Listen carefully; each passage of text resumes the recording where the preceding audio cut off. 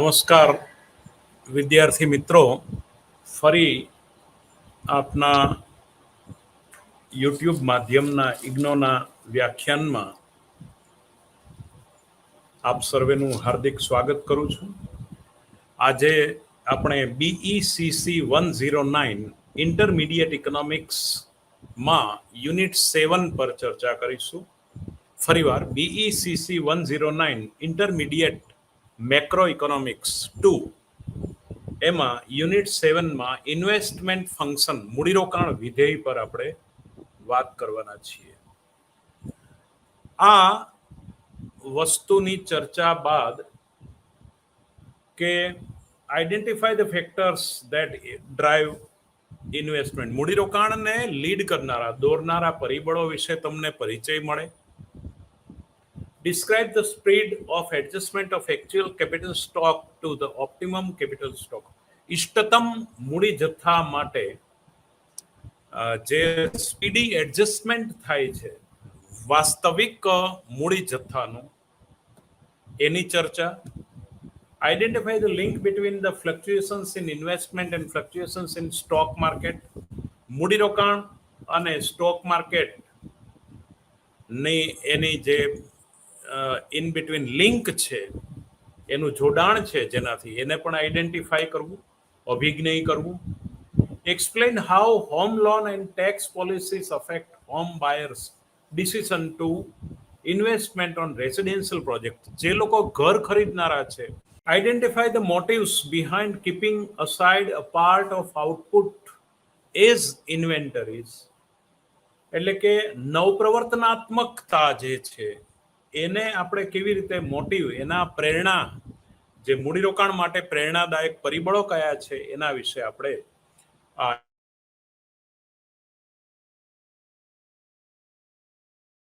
તો ઇન્ટ્રોડક્શનમાં આપણે વાત કરીએ કે કોઈ પણ જીડીપી, આપણી જે કાચી રાષ્ટ્રીય પેદાશ છે, એમાં ખાનગી મૂડીરોકાણ 3 મુદ્દાઓ દ્વારા નક્કી થાય છે. એક તો વ્યાપાર સ્થિર મૂડીરોકાણ, બીજું ગૃહ મૂડીરોકાણ અને બીજું નવપ્રવર્તન મૂડીરોકાણ. તો વ્યાપારીય જે સ્થિર મૂડીરોકાણ છે એમાં પ્રણાલિકાગત ઉત્પાદન ક્ષમતા વધારનાર મૂડીરોકાણ. વ્યાપારીય જે સ્થિર મૂડીરોકાણમાં પ્રણાલિકાગત ઉત્પાદન ક્ષમતા વધારનાર મૂડીરોકાણ એટલે કે સાધનો વસાવે, કોઈ પણ કંપની પોતાના મશીનો, કોમ્પ્યુટર, આ બધાનું પાછળનું મૂડીરોકાણ એ વ્યાપારીય સ્થિર મૂડીરોકાણમાં ઉત્પાદન ક્ષમતા વધારે છે, મશીનો, કોમ્પ્યુટર, એ બધું. પછી માળખું, સ્ટ્રક્ચર, કંપનીનું સ્ટ્રક્ચર કે મૂડીરોકાણનું સ્ટ્રક્ચર, એમાં જમીન, પ્લાન્ટ, વેરહાઉસીસ, આ બધું જે છે એ વ્યાપારીય સ્થિર મૂડીરોકાણમાં ઉત્પાદન ક્ષમતા વધારનાર મૂડીરોકાણ છે. અને ત્રીજું બૌદ્ધિક મૂડીરોકાણ, તો software, research and development, software એન્જિનિયરોની આ 3 સિદ્ધાંતો. એને માટે આપણે જાણીએ છીએ કે વ્યાપારીય સ્થિર મૂડીરોકાણની એની ક્ષમતા વધારનાર જે છે એમાં 3 સિદ્ધાંતો છે. એક નવપ્રશિષ્ટ નિયોક્લાસિકલ, બીજું ગતિવર્ધનનો સિદ્ધાંત જે કેઇન્સ પછી આપણે વાત કરીએ, અને ત્રીજું ક્યુ થિયરી, PQRS, એમાં ક્યુ થિયરી ની વાત આપણે કરીએ છીએ. નવપ્રશિષ્ટ જે સિદ્ધાંત છે, ડેલ ડબલ્યુ જ્યોર્જસનની થિયરી, કે પેઢી મહત્તમ નફા માટે પ્રયાસ કરે છે, ખર્ચ લાભ વિશ્લેષણનો એના માટે ઉપયોગ કરે છે. મૂડી જથ્થાના ઇષ્ટતમ, મૂડી જથ્થો જે છે એની ઇષ્ટતમતા માટે ખાસ કે પેઢી મહત્તમ નફા માટે પ્રયાસ કરે છે, ખર્ચ લાભ વિશ્લેષણનો એના માટે કે આ મૂડીરોકાણ કરવા પાછળનું ખર્ચ કેટલું ને એનાથી લાભ કેટલો, એનો પણ પેઢી ખર્ચ લાભ વિશ્લેષણ, કોસ્ટ બેનિફિટ એનાલિસિસનો ઉપયોગ કરે છે. અને મૂડી જથ્થાની ઇષ્ટતમતા માટે કે ઇષ્ટતમ મૂડી કેટલી આની પાછળ નાખી શકાય, એના માટે આ ખર્ચ લાભ વિશ્લેષણનો પેઢી ઉપયોગ કરે છે. આપણા મોડેલની અંદર ઉત્પાદન એ મૂડી અને શ્રમનું વિધેય છે. આપણે જાણીએ છીએ કે Q is a function of labour and capital, L and K, Q અથવા વાય. ઉત્પાદન Y is a function of labour and capital. તો ઉત્પાદનના સાધનોમાં અસ્થિર સાધનોમાં આપણે ઘટતી સીમાંત ઉત્પાદકતાનો સિદ્ધાંત સ્વીકારીએ છીએ કે કોઈ પણ એક સાધન જે સ્થિર રાખી અને બીજા સાધનને એમાં વધારતા ક્રમશઃ એની ઉત્પાદકતા ઘટતી હોય છે. તો વસ્તુ બજારમાં અને સાધન બજારમાં આપણે ધારીએ છીએ કે આપેલી કિંમતે સંપૂર્ણ હરીફાઈ છે. પરફેક્ટ કોમ્પિટિશનની ધારણા હેઠળ આપણે આ સિદ્ધાંત તારવીએ છીએ. This is neoclassical theory of investment and optimum capital stock. જે આપણે રિલેશનશિપની વાત કરવી હતી કે નવપ્રશિષ્ટ સિદ્ધાંત છે એ શું છે અને investment and optimum capital stock એટલે કે મૂડી જથ્થાનો ઇષ્ટતમ દર કેટલો હોઈ શકે. તો આપેલી કિંમતે આપણે સંપૂર્ણ હરીફાઈ છે. પેઢીઓ ચાલુ વેતન દર WA શ્રમને રોજગારી આપે છે. પેઢી દ્વારા મૂડી price of capital PK capital એટલે મૂડી PK કિંમતે ખરીદવામાં આવે છે. મૂડીનું કિંમત એટલે વ્યાજ. હવે મેક્સિમમ પ્રોફિટ આપણે જો જોવું હોય તો એનું ઇક્વેશન તમારા સિલેબસને મેં ડાઉનલોડ કરેલો છે BECC 109 ના પેજ નંબર 117 ઉપર આ ચર્ચા આપેલી છે. હવે હું પેજ નંબર 118 ઉપર આવું છું. તો મેક્સિમમ ઓફ ફાઈ ફોર એટલે કે પ્રોફિટ મેક્સિમાઇઝેશન માટે total revenue minus total cost, કુલ આવકને કુલ ખર્ચમાંથી બાદ કરો એટલે તમને નફો મળે. હવે કુલ આવક જે છે એ ભાવ ગુણ્યા ઉત્પાદન P ઇન્ટુ ક્યુ એટલે કે અહીંયા ક્યુ બરાબર શું છે P into FLK function of labour and capital minus total cost. હવે ટોટલ કોસ્ટ કોની પાછળની છે તો કે કેપિટલ પાછળની છે પ્લસ લેબર પાછળની છે. તો P into FLK minus total labour cost plus total capital cost એટલે કે પ્રાઇસ ઓફ કેપિટલ એટલે કે પ્રાઇસ ટોટલ રેવન્યુ એટલે કે price into FLK minus labour cost plus capital cost એટલે કે ટોટલ લેબર કોસ્ટ W. ધારો કે એક વેતનને એક શ્રમને W વેતન અપાતું હોય અને ટોટલ લેબર L રોજગારી પર રાખ્યા હોય તો W into L total labour cost થાય. અને ટોટલ કેપિટલ કોસ્ટ એટલે કે મૂડી ખર્ચ તો user cost of 1 unit of capital મૂડીના એક એકમનો ખર્ચ ગુણ્યા ટોટલ કેપિટલ K. એટલે આ રીતે આપણે એને મૂકી શકીએ. હવે ઇક્વેશનમાં હું મૂકવાના પ્રયત્ન કરું છું. તો એમાં 3 પરિબળોની વાત કરી છે. આય વ્યાજના દરે જો મૂડી ખરીદવામાં આવતી હોય તો મૂડીના એક એકમને લેવાનો ખર્ચ P into K into I price of capital into I. ધારો કે કોઈ મશીન આપણે 10 લાખનું ખરીદ્યું, 10 લાખની લોન મૂકી અને એનું 10,000 વ્યાજ ભરતા હોઈએ તો એ એના ગુણાંકમાં આવે. Price of capital PK into I. કારણ કે વ્યાજ જેટલું આનું આ મકાનની આપણે ચર્ચા કરશું ત્યારે પણ આ જ વાત કરીશું કે મૂડીનો જે 30 લાખનો ફ્લેટ હોય એને ગુણ્યા વ્યાજનો દર એટલે એ રીતની વાત કરીશું. હમણાં હું આ જે સમીકરણ તારવવા પ્રયાસ કરું છું એને બરાબર સમજજો વિદ્યાર્થી મિત્રો. PK ઇન્ટુ I જે મૂડીનો વ્યાજ ખર્ચ છે. ધારો કે ડેલ્ટા નાણાંનો અવમૂલ્યન દર છે તેથી મૂડીનો નાણાકીય ખર્ચ PK ઇન્ટુ ડેલ્ટા. અમુક જે અવમૂલ્યન દર પણ અવમૂલ્યન એટલે ફુગાવાનો દર જેટલું નાણાંનું મૂલ્ય ઘટતું જાય છે એટલે પેલું પાસું વ્યાજનો દર, બીજું પાસું નાણાંનું અવમૂલ્યન દર અને ત્રીજું પાસું જે છે જે મૂડી વસ્તુની કિંમત PK હોય તેથી મૂડી વસ્તુની કિંમત ઘટે છે. એટલે જે માઇનસ ચિહ્ન હું મૂકીશ એ ત્રિકોણ જેવું જે ડેલ્ટા છે એ બદલાવ છે અને P જે છે એ ભાવ કિંમત છે. એટલે ઋણ ચિહ્ન નફાને નહીં બલકે ખર્ચને સૂચવે છે. એટલે મૂડીના એક એકમની કિંમત કેટલી થઈ જોજો PK ઇન્ટુ I એટલે પ્રાઇસ ઓફ કેપિટલ ગુણ્યા I વ્યાજનો દર પ્લસ નાણાંનું અવમૂલ્યન દર ડેલ્ટા ઓફ PK માઇનસ ત્રિકોણ વાળો ડેલ્ટા ઓફ P કે એટલે કે પ્રાઇસ, એ ત્રિકોણ વાળો ડેલ્ટા શું સૂચવે છે? મૂડી વસ્તુની કિંમત ઘટે છે, એ બદલાવ સૂચવે છે. એટલે મારું સમીકરણ મૂડીના સંદર્ભમાં, જુઓ વિદ્યાર્થી મિત્રો, પાના નંબર 118 પર હું તમને બતાવી રહ્યો છું ઇક્વેશન નંબર 7.3. સમીકરણ 7.3 તમે વાંચી શકશો. આમાં સ્પષ્ટ દેખાય છે કે વોટ ઇઝ કે PK into I plus delta PK, એટલે કે જે હવે પીકે કોમન કાઢો એટલે કૌંસમાં વધશે આઈ પ્લસ ડેલ્ટા માઇનસ ત્રિકોણ વાળું ડેલ્ટા પીકે, એટલે મૂડીની કિંમત જે ઘટે છે એને બાદ કરો એટલે પીકે કોમન કાઢો તો 1 plus delta minus delta PK, ત્રિકોણ વાળું ડેલ્ટા પીકે અપોન પીકે, કારણ કે તેમાં પીકે કોમન ટર્મ નથી અને માટે પીકે ડેલ્ટા પીકે ભાગ્યા પીકે, એટલે મૂડીનું બદલાવ જે ઘટતી કિંમત એને ભાગ્યા મૂળ કિંમત, એટલે એનો ઘટવાનો દર પણ આવશે. એટલે ઘટવાનો દર ટુ મેક થિંગ્સ, એટલે ડેલ્ટા પીકે ભાગ્યા પીકે એ ફુગાવાનો દર છે. Delta PK upon PK is એ પાઈ, તો PK I plus delta minus ફુગાવાનો દર પાઈ. હવે સામાન્ય વ્યાજ દર માઇનસ ફુગાવાનો દર એટલે વાસ્તવિક વ્યાજ દર આવશે. આ સમીકરણને આગળ આપણે મેળવીએ છીએ કે સામાન્ય વ્યાજ દર આઈ છે પણ નાણાંનું મૂલ્ય ઘટે છે, એટલે કે માઇનસ ફુગાવાનો દર પાઈ ઇઝ ઇક્વલ ટુ વાસ્તવિક વ્યાજનો દર.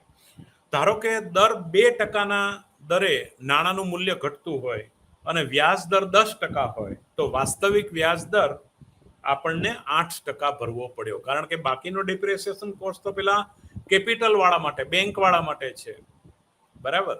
આપણે 8% જ વ્યાજનો દર ભર્યો, કારણ 2% તો ફુગાવાના દરને કારણે નાણાંનું મૂલ્ય ઘટ્યું છે. આ બહુ વિચારવા જેવી બાબત છે. એટલે મૂડીનો વપરાશ ખર્ચ જે છે, હવે આપણે જે મૂડી છે એનો વપરાશ ખર્ચ આપણે જોવો હોય તો PK into R plus delta.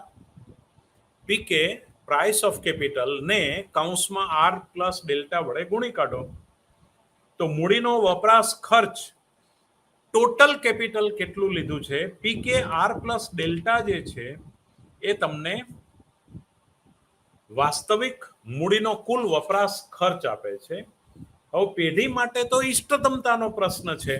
ના વોટ ઇઝ, મેં તમને હેતુમાં આ લેક્ચરની શરૂઆતમાં જ કીધું હતું કે ઇષ્ટતમ મૂડીનો દર, તો મેક્સિમમ પાઈ માટે પી ઇન્ટુ એફ એલ કે, પી ઇન્ટુ ક્યુ એટલે total revenue minus total cost. Total cost એટલે લેબર કોસ્ટ અને કેપિટલ કોસ્ટ. લેબર કોસ્ટ એટલે ડબલ્યુ ઇન્ટુ એલ અને કેપિટલ કોસ્ટ એટલે PK R plus delta into total capital stock K. આ આપણું equation થશે. તમારી બુક પ્રમાણે જે 7.6 નંબરનું સમીકરણ એકદમ પેજમાં છેલ્લે આપ્યું છે એ તમે વાંચો, એ છે. એટલે પેઢી માટે જો ઇષ્ટતમતાનો પ્રશ્ન હોય તો આ સમીકરણ તમને 7.6 મળે છે.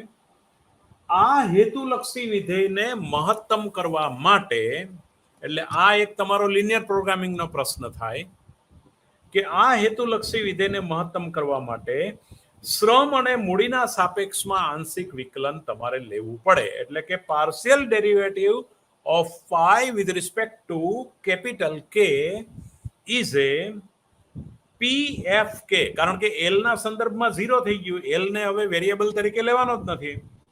PFK minus PK R plus delta બરાબર is equal to 0 for maxima. Maxima માટે બરાબર 0 હોવું જોઈએ. એનો અર્થ કે price into FK is equal to PK R plus delta. એનો અર્થ એવો થાય કે જે મૂડી જથ્થો આપણે ઉમેરીએ છીએ, જે મૂડી જથ્થો આપણે રિપ્લેસ કરીએ છીએ, ઉમેરીએ છીએ, એનો ખર્ચ P into K price of capital ગુણ્યા R plus W rate of interest ગુણ્યા નાણાંની ઘટતી જતી કિંમત ડેલ્ટા.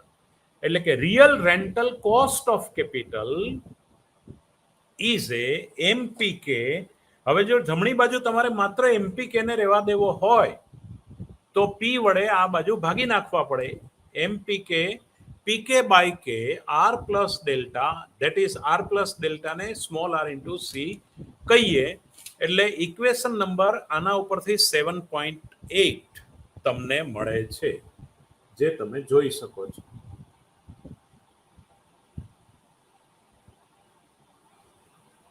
ગણિતને પણ આપણે બહુ સિમ્પલી પાર્શિયલ ડેરિવેટિવ લઈ અને સમજી શકીએ એવું છે. બહુ સિમ્પલ છે.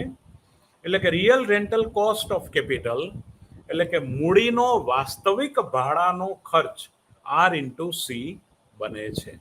હવે એને એ જ વસ્તુને આકૃતિમાં આપણે દર્શાવ્યો તો કે સ્ટાર ઇષ્ટતમ કેપિટલ. તમે આકૃતિ જુઓ તો એક ત્રુટક રેખા ઉપરની છે અને એક નીચેની છે. ત્રુટક રેખાની સમતુલા RC1 એટલે કે real rental cost of capital increase થાય છે અને K1 જેટલો મૂડીનો જથ્થો ઘટે છે. RC0 આગળ K સ્ટાર એટલે કે ઓપ્ટિમલ કેપિટલ K સ્ટાર બને છે.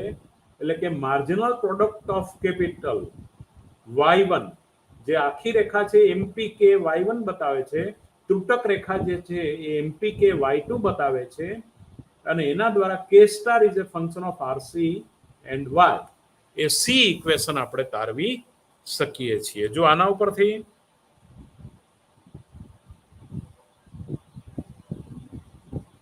આપણે સી ઇક્વેશન પણ તારવી શકાય કે K star is a F RC Y. બરાબર છે. તો આ રીતે આખું હવે આ વાત અહીંયા કરી. હવે now adjustment speed of capital stock. સ્પીડની વાત કરીએ એટલે પાર્શિયલ ડેરિવેટિવ લેવું પડે, કારણ કે તમને ડાયનેમિક એનાલિસિસ આંશિક વિકલનથી જ ખબર પડે. એટલે કે ટી ટાઈમનું કેપિટલ અને T-1 ટાઈમનું કેપિટલ, આ 2023નું મૂડી અને 2022નું મૂડી. તો 2022 માઇનસ 23 બેની બાદબાકી કરો એટલે તમને એડજસ્ટમેન્ટ સ્પીડ મળે ઓફ કેપિટલ સ્ટોક.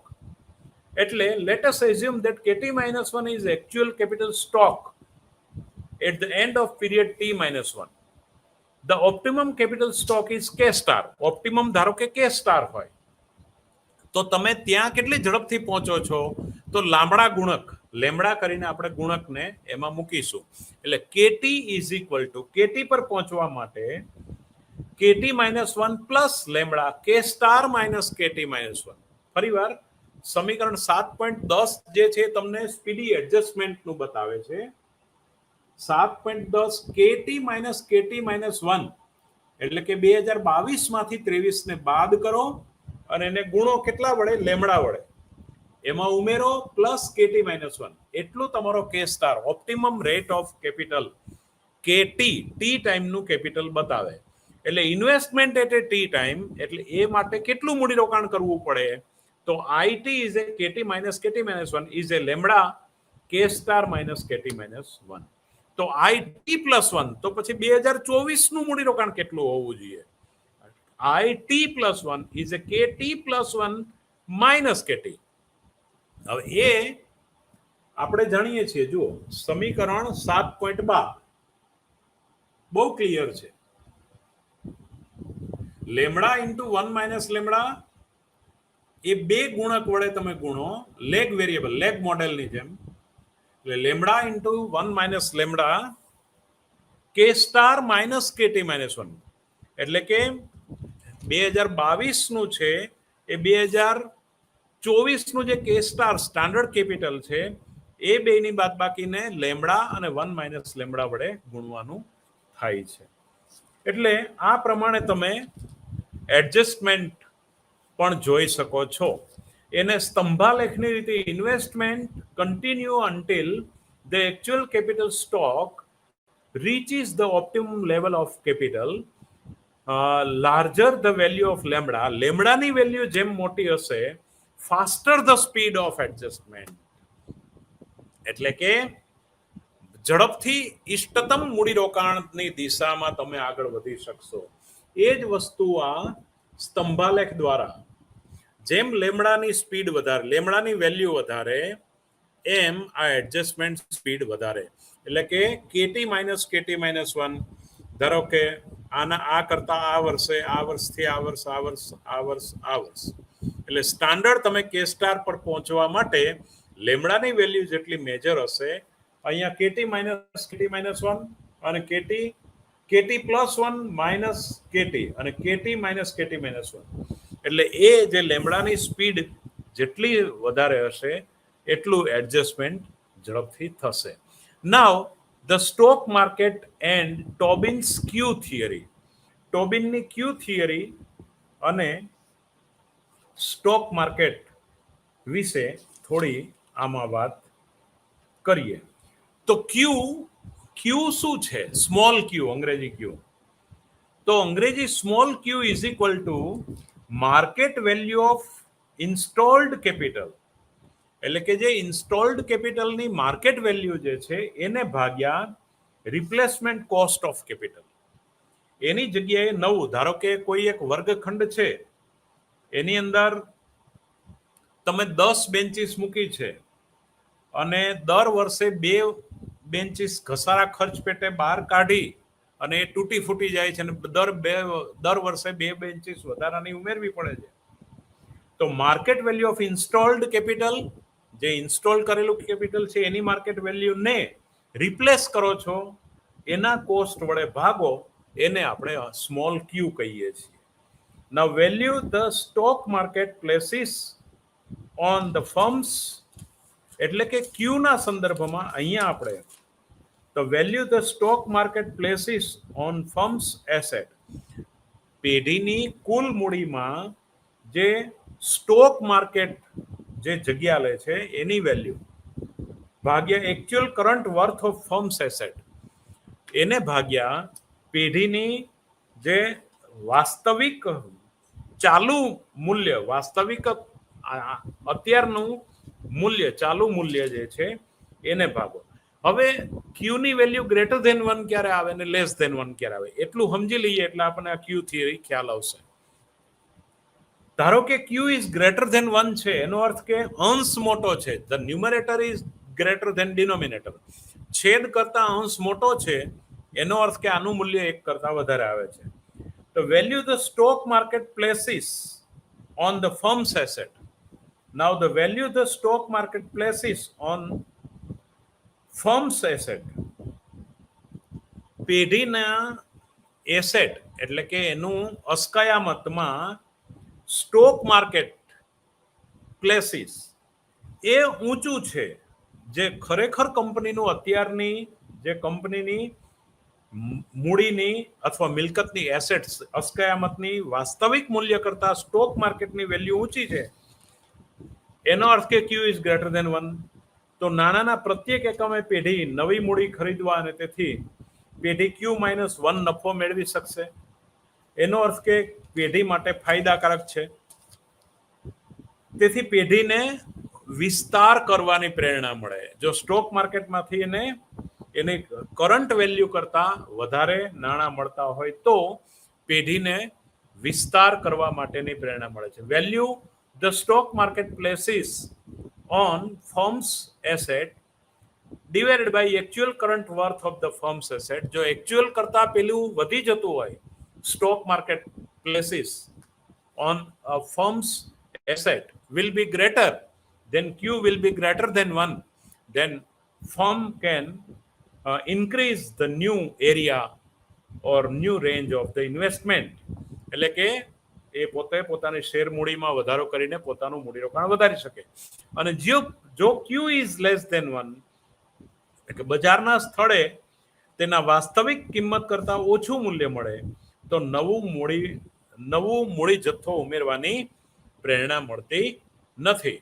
એનો અર્થ કે ફર્સ્ટ ક્વોડ્રાન્ટમાં જો ક્યુ ની વેલ્યુ હોય, સી આ ગ્રાફ તમે જોઈ શકો છો.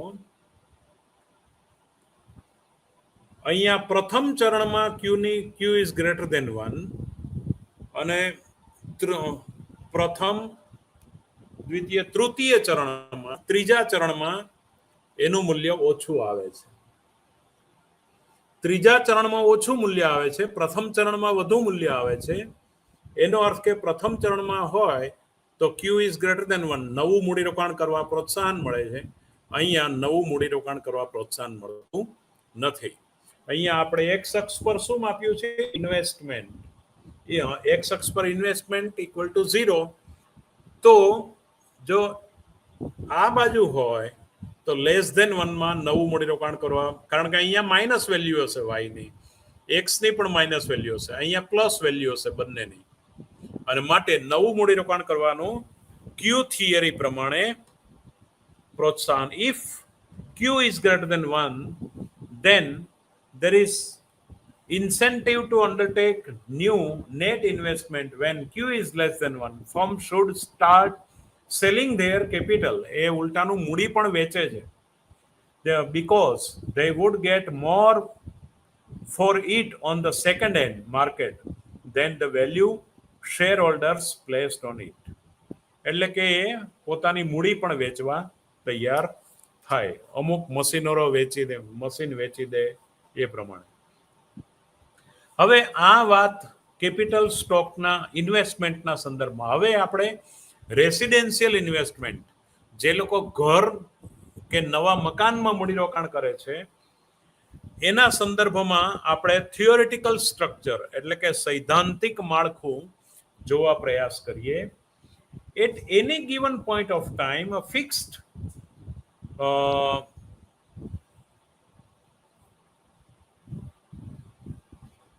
stock of housing capital exists, H equal to H bar. H એટલે હાઉસિંગ. હાઉસિંગને આપણે એટ કોઈ પણ સમયે, ધારો કે 2021ના સંદર્ભમાં આપણે લઈએ તો એ સમયે જે હાઉસિંગ કેપિટલ મૂડીનું જે મકાન સ્થળ મૂડીનો સ્ટોક જે ખર્ચાય છે એને એચ કહીએ, તો H is equal to H bar. H bar એટલે એની માથે લીટો કરવાનો, એચ બાર એ છે. In the economy, because a negligible percent of the stock are added annually to the stock. વર્ષના અંતે, ધારો કે 23નું વર્ષ ચાલુ થયું અને પૂરું થાય 1 એપ્રિલ 2023 થી 31 માર્ચ 2023 સુધી 2024, તો આ 2023-24ના નાણાકીય વર્ષમાં જે મકાનોનો ઉમેરો થયો એ બહુ નિગ્લિજિબલ હોય. ટોટલ સપ્લાય જે હતો મકાનનો એના કરતા ઘર ખરીદનારને હવે શું કહે છે કે ઘર ખરીદનારને સરકાર એમ કે ભાઈ તમારું વ્યાજ ટેક્સમાંથી ફ્રી થશે, પછી તમારું મુદ્દલ 2 લાખ સુધી ધારો કે 20% ફ્રી મળશે.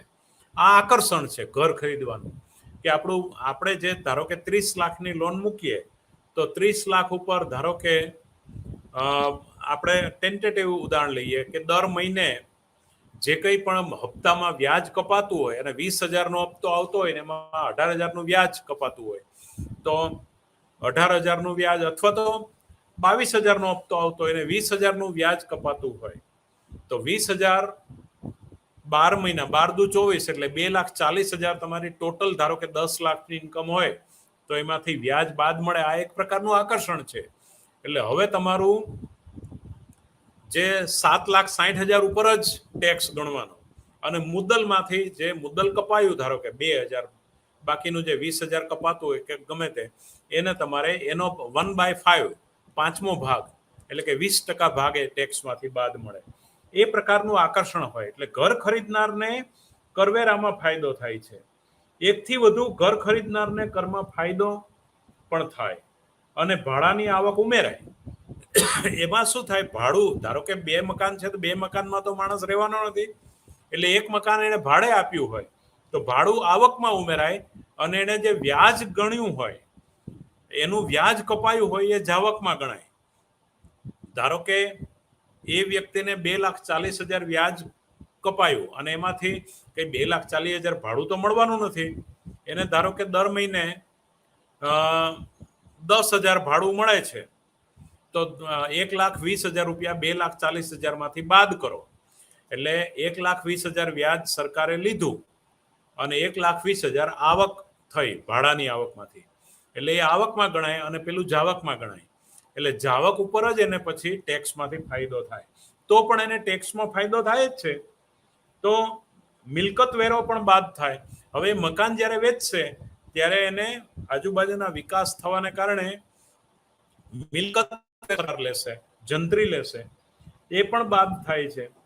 તો વિશ્લેષણની સરળતા માટે આપણે એરિયા વાઇઝ આના તો ભાવ હોય, પણ આપણે વિશ્લેષણની સરળતા માટે બધા ઘરના એકમો સમાન છે એવું ધારી લઈએ અને તમારી પુસ્તક પ્રમાણે કેપિટલ RH એટલે કે marginal 1 unit of house value of the rental services per period on owner occupied house, એટલે કે જે ઘર માલિકો જે ઘરમાં રહે છે એને કેપિટલ RH કહીએ. તો માલિકે પોતાનું ઘર ખરીદ્યું છે એ સીમાંત એકમે તેનું મૂલ્ય આપણે RH કહીએ. પછી PH capital price PH, the price of 1 unit of existing house stock is equal to asset price of housing. એટલે કે જે the price of 1 unit of existing, દરેક યુનિટની ભાવ સરખા છે ને, એક યુનિટનો ધારો કે 5 લાખ ગણો, 10 લાખ ગણો, 20 લાખ ગણો, એટલે RH એટલે માલિકે પોતાનું ઘર ખરીદ્યું છે એ સીમાંત એનું મૂલ્ય ગુણ્યા એક એકમનું મૂલ્ય અને theta investors marginal tax concession rate. ધારો કે ટેક્સ કન્સેશન જે 1,20,000 મળ્યું એ થીટા તરીકે ઉમેરીએ અને બીજું ડેલ્ટા તરીકે, અંગ્રેજીમાં આપણે ગુજરાતીમાં ઠ લખીએ છીએ એ ટાઈપનું એને ડેલ્ટા કહેવાય. ટોર્ક ટો P as a share of house value, એને ટોર્ક ટો પી લઈએ ટીપી, અને delta the depreciation rate of housing capital. જ્યારે મકાન લો છો એનો ઘસારા ખર્ચ પણ દર વર્ષે તમારે બાદ કરવો પડે. એટલે જો સરકાર જે જંત્રી લે છે એ બાદ કરવાની, મિલકત વેરો લે છે એ બાદ કરવાનો, ઇન્કમ ટેક્સ માં ફાયદો થાય છે એ ઉમેરવાનો, અને મેન્ટેનન્સ કોસ્ટ બાદ કરવાનું, અને પાઈ એટલે કે investors expected rate of nominal house price appreciation. આ બહુ મહત્વનો વેરિયેબલ છે. મૂડીરોકાણ કરતા દ્વારા દર વર્ષે એ મકાનની વધતી કિંમત એ એની આવકમાં ઉમેરાય.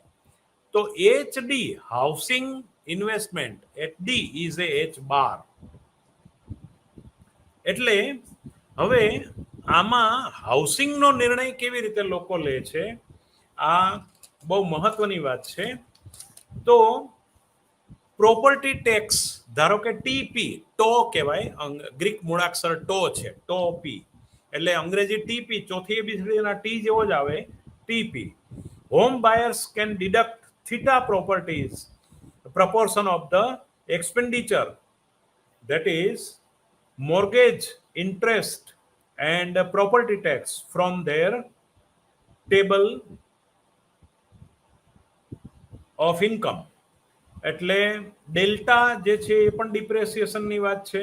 પાઈ that is investors expected rate of nominal house price appreciation, એટલે એ કેટલું એપ્રેસિએશન કેટલું મળશે એની વાત આપણે પાઈ વેરિયેબલથી મૂકીએ. The market for an existing housing unit is completed by the equilibrium relationship HD is a H bar, that is equation 7.16 તમારી book પ્રમાણે. તો હવેનું સમીકરણ જે હું બોલું છું હું તમને બતાવીશ પણ ખરો, તો એ તમે જોજો. The benefit of 1 unit of house is implemented rental value of the house. હા, એ ઘર ધારો કે બીજું ઘર હોય એ ભાડે આપ્યું હોય તો એ ભાડાની આવક પણ એડ કરવી પડે. That is RH, rent of H, એને એડ કરો. એટલે જો equation PH price of H minus PHI plus TP, એટલે આખું મેથેમેટિકલ ઇક્વેશન આ તમારી આગળ આવે છે, ચિંતા ન કરો, હું બતાવું છું તમને. On other and, the cost of possessing and occupying a unit of house has 3 component. એટલે કે ઘર મેળવવા માટે એના 3 કમ્પોનન્ટની વાત છે. Price of the house after standard deduction. Standard deduction પછી, આ બધા ડિડક્શન પછી, what is the standard deduction after standard? This is given by y into, એને કેવી રીતે લઈશું? તો કે ભાઈ y into ph, ph minus ph I plus tp is equal to ph 1 minus theta. હવે જો ફરીવાર, જે પ્રાઇસમાં ઘર ખરીદીએ છીએ એ ph છે, ટીપી શું છે? પ્રોપર્ટી ટેક્સ છે, એ બાદ કરવો પડે. આઈ શું છે? વ્યાજ છે, એ પણ બાદ કરવું પડે. એટલે પીએચ નો આઈ પોર્શન અને ટીપી પોર્શન બાદ કરવો પડે. એટલે તમારે ઇક્વેશન કેવી રીતે લખાય કે પીએચ માઇનસ ધીસ પાર્ટ. એટલે ઇક્વેશન નંબર 1 માં તમે જોઈ શકો છો, આ પેલા નંબર પર પીએચ માંથી આ ભાગ મેં બાદ કરેલો છે. પેજ નંબર તમારું 125, 125 પર PH minus PH I plus tau P, torque tau અથવા TP is equal to PH 1 minus theta I plus TP. એટલે કે થીટા જે છે એ શું હતું? Home buyers can deduct theta. જો home buyers can deduct theta proportion of the expenditure, mortgage interest and property tax. mortgage interest અને property tax I plus TP ને થીટા કો તો I plus TP 1 minus theta. Total જે છે PH નો part, PH ને common કાઢી લો તો 1 minus theta into I plus tau into P. એટલે PH ને કોમન કાઢ્યું એટલે 1 minus theta part of I plus TP. એ ભાગ આખું આવશે. અને બીજું પાસું કયું છે? આ 3 પાસાઓ, depreciation plus maintenance cost, given part M plus delta.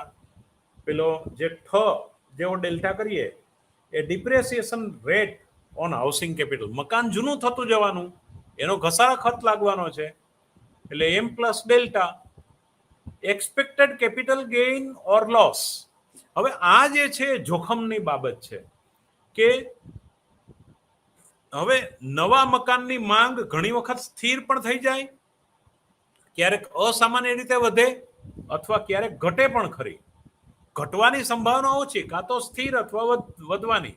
એટલે expected capital gain or loss, મૂડી લાભ જે વધે છે એ PH T plus 1 at equilibrium minus PH T time upon PH T time, price of house H PH T time. તો એ જે ભાગ છે એટલે કે આરએચ, અને ત્રીજો જે ભાગ છે pi at a equilibrium point, PH equilibrium H T plus 1 અને એચ ટી. તો એક્સપેક્ટેડ કેપિટલ ગેઇન જે છે એટલે કે મૂડી લાભ જે થાય છે એ મૂડી લાભ થશે કે નહીં એનો આધાર. તો home buyers in equilibrium benefit cost of implies RH that is PH into 1 minus theta 1 plus TP plus M plus delta minus pi at equilibrium point. એટલે કે home buyers in equilibrium benefit equal to cost this implies. એટલે કે એને બાદ કરો, we can rearrange ધેમ. એટલે RH upon PH, home buyers equilibrium benefit equal to cost. હવે cost benefit analysis કરે ઘર ખરીદવામાં તો RH ને તમે PH વડે ભાગો તો 1 minus theta into I plus TP, a user cost of owner occupying house, a 1 minus theta user cost of owner occupying housing, એટલે જેના માલિકીનું ઘર છે એનો ખર્ચનો ભાગ જે છે 1 minus theta I plus TP plus delta plus M minus pi E, that is equilibrium rate of imputed rental value of housing prices. તો HT માઇનસ HT પ્લસ 1, એટલે કે 2023 પછી 24માં એ ઘરની પ્રાઇસ વધશે 5 PH upon city. City is the construction cost. Construction cost પણ વધતી જશે એની સાથે. તો a new housing stock being begin in T time period. એટલે T time period પછી નવા ફ્લેટો પણ બનશે પણ એની કન્સ્ટ્રક્શન કોસ્ટ પણ ઊંચી આવશે. એટલે એ 5 PH upon city minus delta HT. These many of old houses have gone bad. જે જૂના મકાનો ખરાબ થતા જાય છે એની વેલ્યુએશન તમારે બાદ કરવી પડે.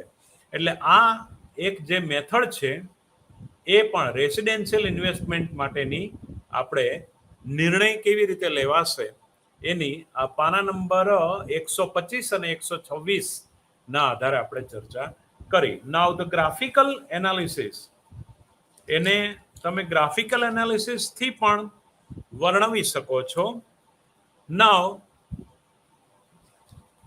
the price of existing houses PH, it is determined by demand and supply curve.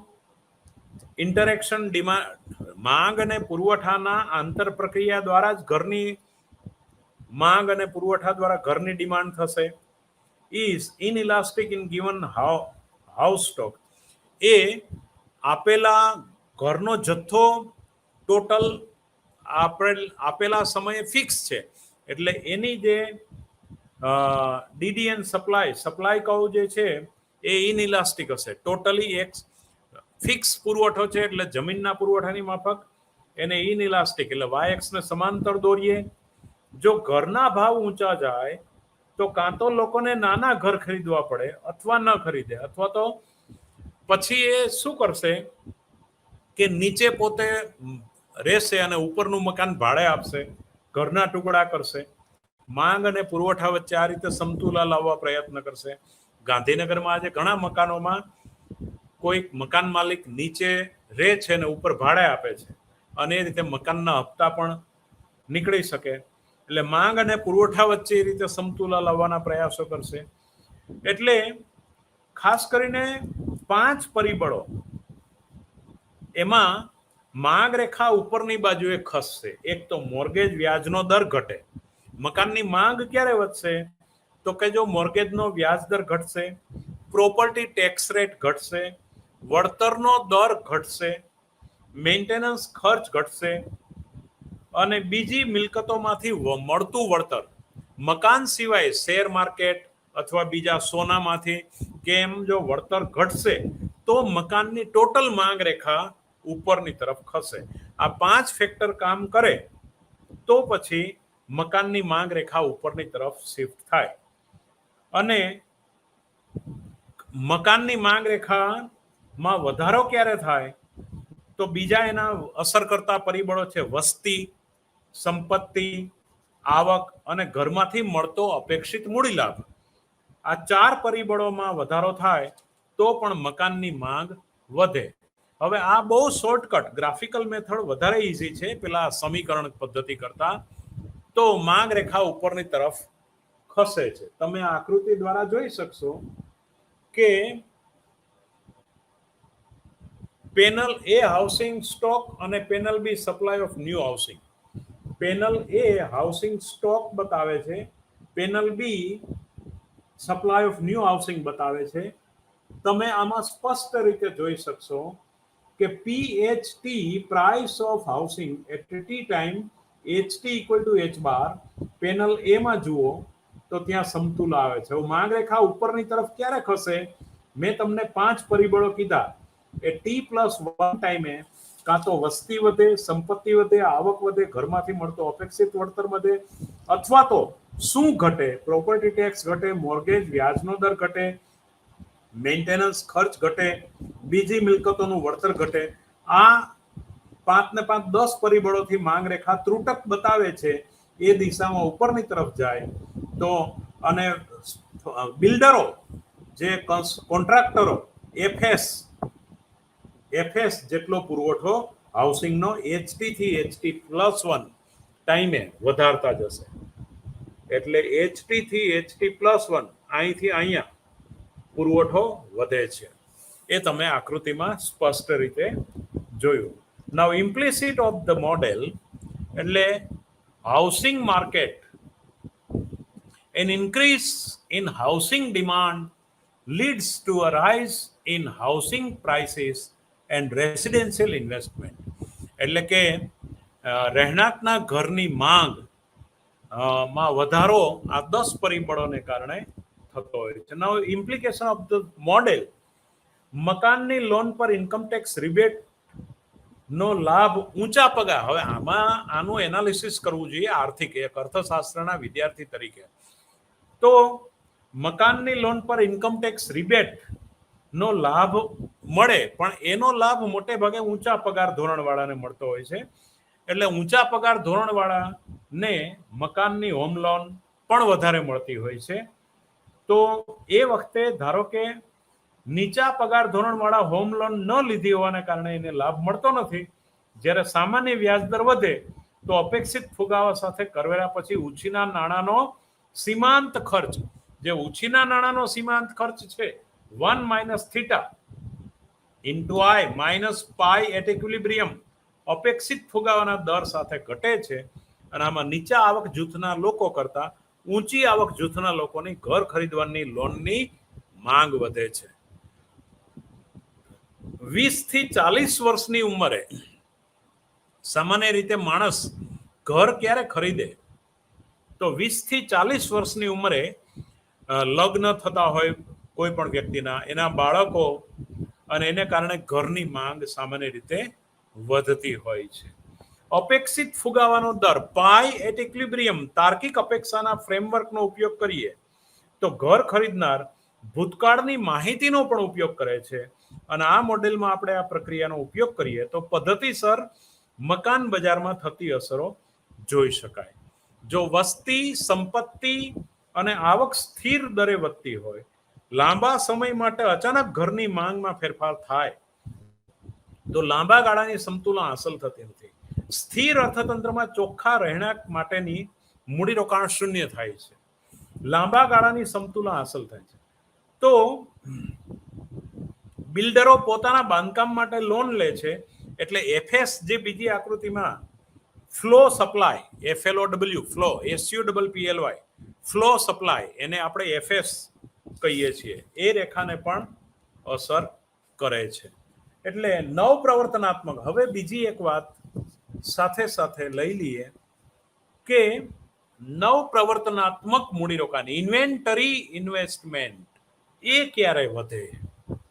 વિદ્યાર્થી મિત્રો, આપણી પાસે 10 ને 12 મિનિટનો સમય છે. નેક્સ્ટ લેક્ચરમાં હવે મને લાગે છે કે આવતા લેક્ચરથી આપણે એક લેક્ચરની અંદર થોડું ઝડપ રાખી અને 2 યુનિટો કરતા જઈશું. 1.5 કે 1.25 કે 2 યુનિટ જો થઈ જાય તો આપણે આટલું બધું ડીપમાં નહીં જઈએ, થોડું ઝડપથી આપણે વાત કરીશું, પણ છતાં એકંદરે સમજાય એ ઢબે વાત કરીશું. તો નવ પ્રવર્તનાત્મક મૂડીરોકાણ 2 પ્રકારે, એક મેન્યુફેક્ચરિંગ નવ પ્રવર્તનાત્મકતા અને બીજી છૂટક નવ પ્રવર્તનાત્મકતા.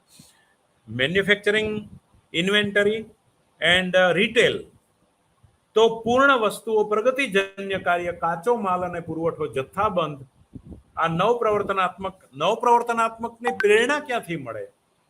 તો એની પ્રેરણા કેમ વ્યક્તિને નવ પ્રવર્તનાત્મકની એનો ઇન્સેન્ટિવ કયો? દાખલા તરીકે મૂડીવાદમાં મુખ્ય ઇન્સેન્ટિવ નફો. તો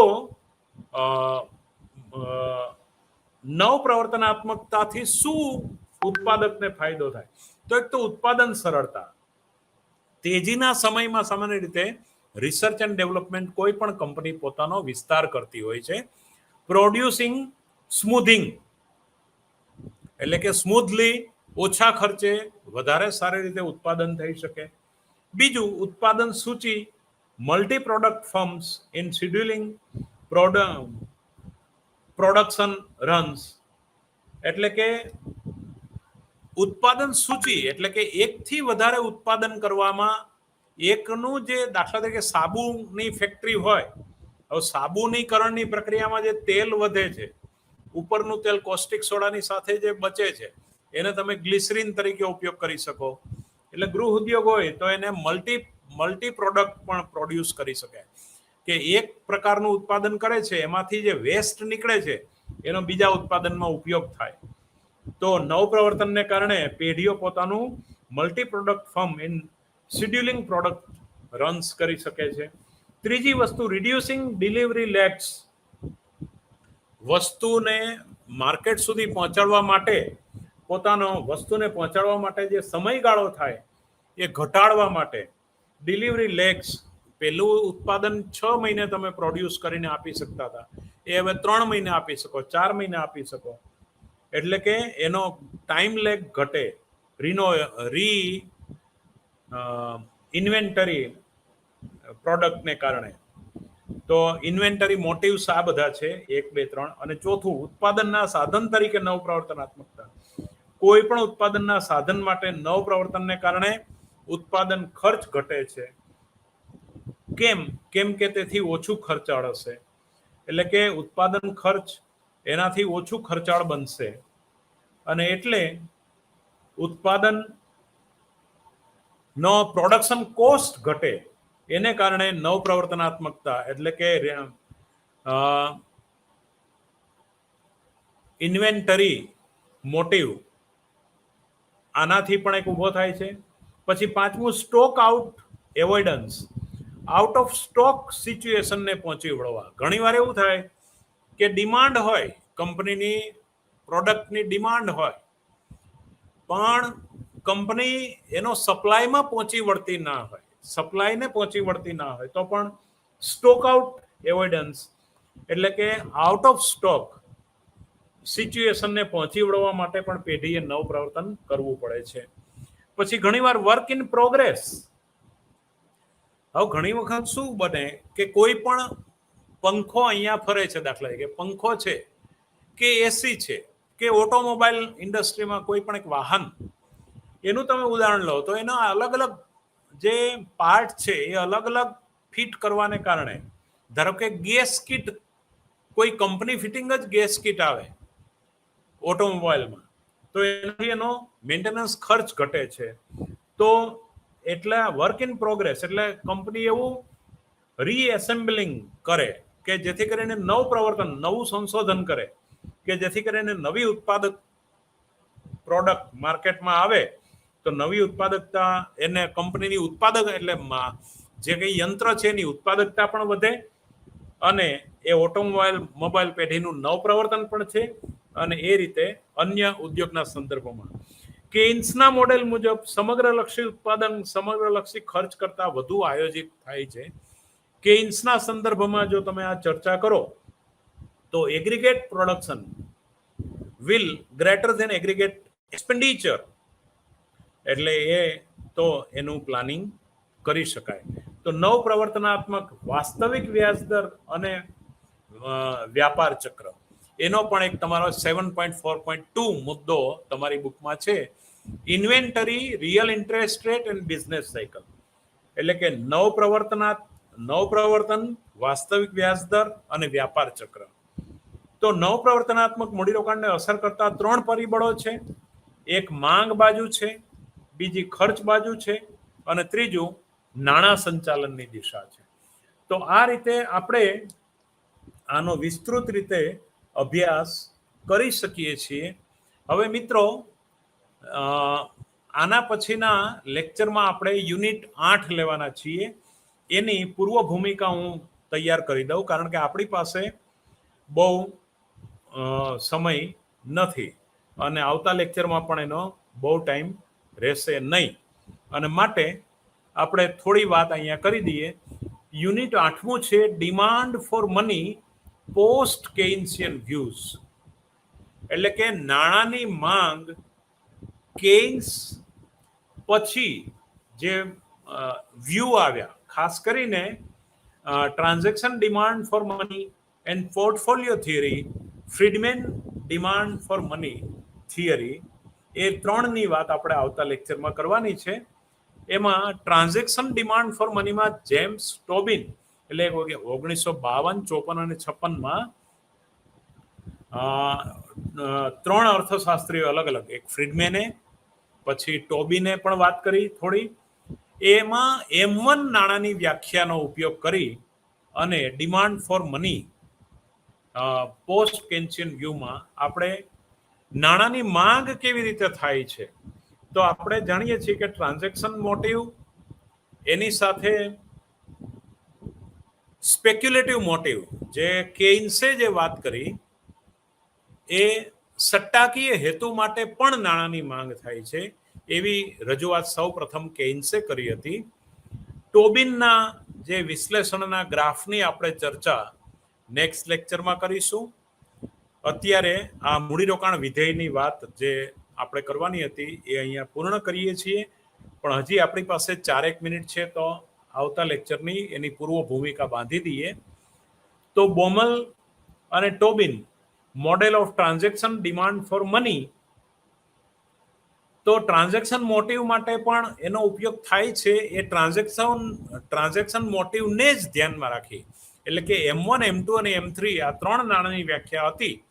cache plus demand deposit, M2 that is cash plus demand deposit plus postal savings, M3 is the broad definition of money, that is cash plus demand deposit plus time deposit, અને M4 જે reserve bank of ઇન્ડિયાના કાર્યકારી જૂથે જે નાણાંની વ્યાખ્યા ઇન્ડિયાના સંદર્ભમાં બ્રોડ મનીની આપી, એ cash plus demand deposit plus time deposit plus postal savings. એ નાણાંને ઝડપથી લિક્વિડ ફોર્મમાં કેવી રીતે તમે કન્વર્ટ કરી શકો એના સંદર્ભમાં નાણાંની આ 4 વ્યાખ્યાઓ અપાઈ છે. ઇન્ટરનેશનલ લેવલ પર બ્રોડ વ્યાખ્યા મિલ્ટન ફ્રીડમેનની ચાલે છે, M3. આપણે જે ટોબિનની ચર્ચા કરવાના છીએ, જેમ્સ ટોબિનની, અને બોમલ એન્ડ ટોબિનની જે વ્યાખ્યાની વાત કરવાની છે. ટ્રાન્ઝેક્શન મોટિવને જ માત્ર ધ્યાનમાં લીધો છે અને M1 નાણાંની વ્યાખ્યાને ધ્યાનમાં લઈને ચાલીએ છીએ. M2 અને M3 ને આપણે એમાં ધ્યાનમાં લેતા નથી. તો વિલિયમ બોમલે 1952માં વાત કરી, જેમ્સ ટોબિને 1956માં જે વાત કરી, એટલે Baumol Tobin model of transaction demand for money, એના મોડેલના જે સેલિયન્ટ ફીચર્સ જે છે એની વાત પણ આપણે કરીશું, અને એની સાથે આપણે એનું આપેલું મોડેલ જે છે એની વિસ્તૃત ચર્ચા કરીશું, એની ટ્રાન્ઝેક્શન્સ મોટિવ, અને એના આધાર પર હવે મિત્રો આ જે મેક્રો ઇકોનોમિક્સમાં આના પછી આપણે મોનેટરી પોલિસી એટલે કે નાણાકીય નીતિ, અને છેલ્લું 12 યુનિટો છે, 12મું યુનિટ ફિસ્કલ પોલિસીનું છે, રાજકોષીય નીતિ. વ્યાજના દરના ફેરફારોને આપણે મોનેટરી પોલિસીમાં લઈશું. દાખલા તરીકે bank rate, repo rate, reverse repo rate, આ બધી મોનેટરી પોલિસીનો ભાગ છે. પછી બેંક રેટ જે છે રોકડતા અસર એટલે કે લિક્વિડિટી ઇફેક્ટ, પછી આ બધી વાત, અને ફિસ્કલ પોલિસીની અંદર સરકારની આવક, જાવક અને દેવું, સરકારની મુખ્ય આવક જે છે તે ટેક્સ પોલિસી, પછી જાવક જે છે ગવર્મેન્ટ એક્સપેન્ડિચર, એને બાદ કરવાનું. એટલે આ મેક્રો ઇકોનોમિક કન્સેપ્ટ આખો આપણો એમ્પ્લોયમેન્ટ ઇન્ટરેસ્ટ સાથે આ બધી જ વાત ડીપમાં આપણે પૂર્ણ કરી શકીએ. પણ યુનિટ 12 સુધીમાં મોનેટરી પોલિસી, ફિસ્કલ પોલિસીની પણ આપણે ચર્ચા કરીશું. નાણાકીય નીતિ અને રાજકોષીય નીતિ, અર્થતંત્રને કંટ્રોલ કરવા માટેની આ બે મહત્વની પોલિસી છે, મોનેટરી પોલિસી અને ફિસ્કલ પોલિસી. એની વાત આપણે એ વખતે કરીશું. વિસ્તૃત આપણે અત્યારે સમયના અભાવે થોડી ચર્ચા કરી શકતા નથી, પણ આવતા લેક્ચરમાં આપણે બોમલ ટોબિનની સાથે બીજી પણ વાત કરીશું, ટ્રાન્ઝેક્શન ડિમાન્ડ ફોર મની, અને બોમલ ટોબિન, અને એની સાથે આપણે ફ્રીડમેનની પણ થોડી વાત નાણાકીય વિધેય એ લઈ લઈશું. પોર્ટફોલિયો બેલેન્સ એપ્રોચ, એની વાત પણ આપણે લઈ લઉં છું. વિદ્યાર્થી મિત્રો, અત્યારે આપણો 1:20 સમય 12:20 થી 21 વ્યાખ્યાનનો સમય પૂર્ણ થયો છે. મને લાગે છે કે મેં આ ઇન્વેસ્ટમેન્ટ ફંક્શનને ન્યાય આપવા પૂર્ણ પ્રયાસ કર્યો છે. કંઈ પણ ક્ષતિ રહી ગઈ હોય તો દરગુજર કરશો. થેન્ક યુ, આભાર. Thank you very much.